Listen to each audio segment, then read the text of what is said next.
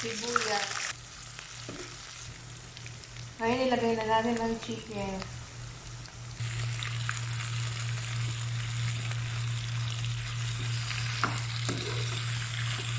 Lagyan natin ng patis. Konting asin. Bechin, optional. Then, paminta.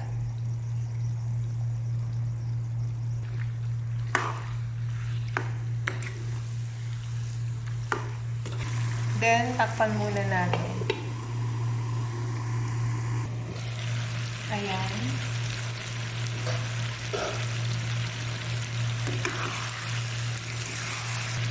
Ngayon, pwede na natin ilagay ang kalabasa. Maraming Ilocano ang ayaw ng combination na to. Pero sa South, kinakain naman nila. Chicken with kalabasa.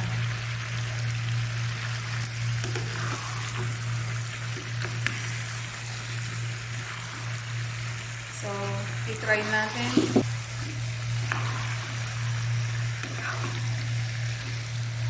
Lagyan natin ng tubig.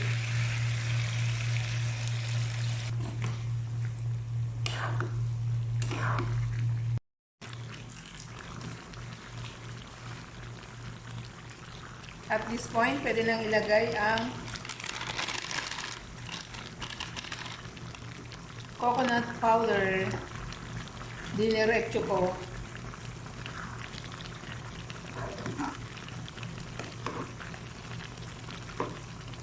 So, ang luto natin ngayon ay ginataang manok with kalabasa.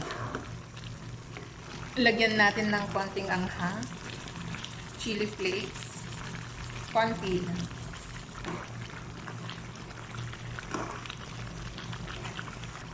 It's done!